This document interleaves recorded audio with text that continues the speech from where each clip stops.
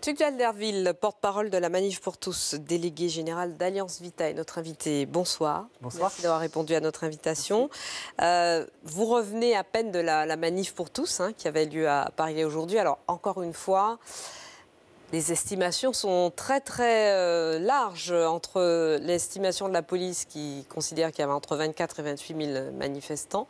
C'est à peu près ce que peut contenir la place du Trocadéro où vous étiez rassemblés, et les organisateurs qui parlent de 200 000. Je crois que la vérité se situe où exactement? Je comprends que vous posiez la question, mais je ne voudrais pas forcément rester sur ce débat de chiffres. Vous avez peut-être, je vais revenir là-dessus, mais François Hollande a confirmé il y a quelques jours seulement que nous étions bien 1 million ou plus lorsque Manuel Valls annonçait 100 000. Donc derrière cette guerre des chiffres, je crois que ce qu'il faut voir surtout, c'est que notre mouvement social dure depuis 4 ans, qui est toujours vivace et qu'aucun parti politique n'est capable de mettre autant de personnes dans la rue sur une cause qui nous tient à cœur alors qu'elle est altruiste. C'est un mouvement social, parce que moi j'avais compris que c'était un mouvement idéologique. Moi, je l'ai appelé depuis toujours mouvement social. C'est-à-dire qu'on a effectivement une conscience de la société qui s'appuie sur l'intérêt de l'enfant, le plus faible, le plus fragile, et qui répond, je crois, vous parliez de nombre, à ce que veulent les Français. Un sondage... C'est pas, allez-y. Oui, non, vous avez le sondage qui vient d'être révélé d'Opinionway. 79% des Français sont favorables à ce que l'État garantisse à chaque orphelin le droit à être adopté par un père et une mère. Ah oui, mais ça ne veut pas dire pour autant que les Français valident votre vision de la société. Je ne sais pas, parce que la mienne, elle est complexe. Mon engagement personnel est né auprès d'enfants handicapés, ce n'est pas le sujet. Mais par contre, c'est vrai que je suis frappé de voir que, alors que la loi Taubira organise, vous le savez, la possibilité d'adopter pour 2 hommes ou 2 femmes, les Français sont très majoritairement défavorables, ce qui veut dire que le sujet est entier aujourd'hui, sur le plan politique en tout cas. Écoutez, je ne sais pas, parce que moi je vous citais un sondage de l'Institut IFOP qui est assez sérieux également, qui considère que 63% des Français pensent que les familles homoparentales sont des familles à part entière, que 62% des Français sont contre l'abrogation de la loi Taubira et 65% souhaitent que le prochain président de la République maintienne cette loi ouvrant le mariage et l'adoption aux couples du même sexe. Alors ce sont des gens qui n'ont rien compris. Non, pas du tout. Quand même beaucoup plus des 2 tiers des Français. Ça fait 3 chiffres assez différents. Sur la question des familles, il s'agit de stigmatiser personne et effectivement, on ne va pas être ceux qui jettent la pierre à des personnes qui vivent des situations différentes. Ce qui concerne la loi Taubira, vous avez vu ce que je vous ai dit à l'instant. Les Français ignorent sans doute pour la plupart parce que l'expression mariage pour tous a dissimulé cette pièce cachée de l'adoption. Non, ils sont d'accord pour l'adoption, l'ouverture de l'adoption. Non, pas du tout. Pas du tout. C'est ce que montre aujourd'hui le sondage. Justement, les Français ne sont pas d'accord avec ça parce qu'on leur a parlé de mariage pour tous alors que ça cachait l'adoption pour tous. Et puis, en ce qui concerne en tout cas les sympathisants, d'après ce que j'ai vu de droite, on est à quelques jours de la primaire des Républicains. Ils sont très majoritaires à souhaiter que soit revue d'une manière ou d'une autre cette loi Taubira. Et pour nous, au-delà de cette question, il y a une permanence dans la conviction. Ça, c'est vrai. Alors, revoir la loi Taubira, ça veut dire démarier des gens qui ont été mariés? Certainement pas. Vous savez bien que c'est...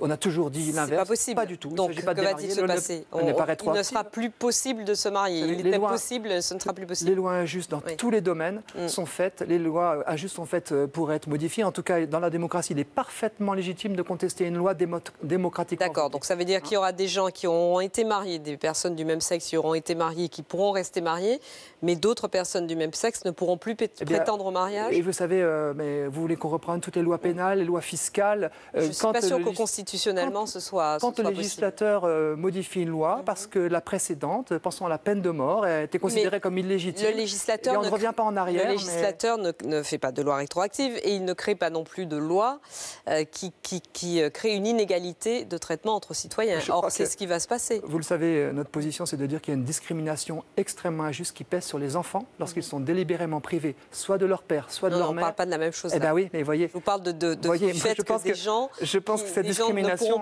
du même sexe ne pourront plus se marier, alors que des gens du même sexe qui ont été mariés ne seront pas démariés même si vous abrogez la loi. Vous savez, dans le livre que je viens d'écrire, Le temps de l'homme, je montre que derrière ce mot mariage qui a été offert à des personnes qui, pour certaines, effectivement, le revendiquaient, qu'est-ce qui se cache? Caroline Mécari, l'avocate emblématique de cette cause, le dit elle-même, il s'agit d'occuper le mariage pour pouvoir l'abolir, ce que disait également Jacques Derrida. Et donc derrière cette revendication... C'est le point de vue des 30 000 personnes qui se sont mariées certainement de même pas. sexe? Non, je pense qu'elles sont largement otages d'une idéologie idéologie à laquelle malheureusement Mme Vallaud-Belkacem a contribué, à laquelle beaucoup de nos gouvernants d'aujourd'hui ont contribué, qui conduit à liquéfier la société. Parce qu'ils pensent que la structure de la famille, que l'autorité conjointe d'un père et d'une mère, avec leur complémentarité et la dissymétrie de leur présence à l'enfant, puisque nous sommes tous sortis du ventre d'une femme et que ça crée avec cette femme des relations spécifiques, ils pensent que tout ça doit être effacé. Et les Français et nous-mêmes pensons que ça ne doit pas l'être. Je crois que les Français sont aussi habitués au fait que d'autres types de familles existent. Comme il nous reste peu de temps,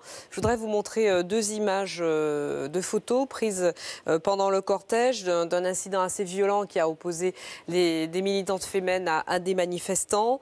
Elles ont été arrêtées par les forces de police, mais après, d'après plusieurs témoignages, avoir été molestées par des manifestants.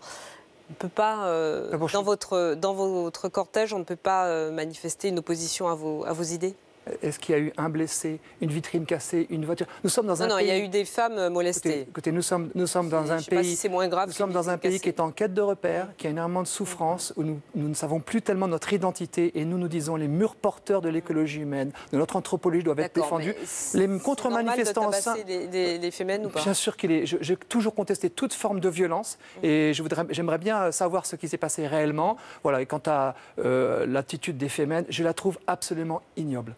Le fait de se présenter dans des lieux qui soient des lieux de culte et ensuite de provoquer pour qu'effectivement, au lieu de discuter du fond d'un sujet, vous m'interrogiez sur des images que je n'avais pas vues, qui à mes yeux sont marginales. Je conteste toute forme de violence, mais par contre, l'enfant a besoin d'être protégé, ça c'est vrai. Merci beaucoup d'avoir répondu à nos questions, Tugdual Derville.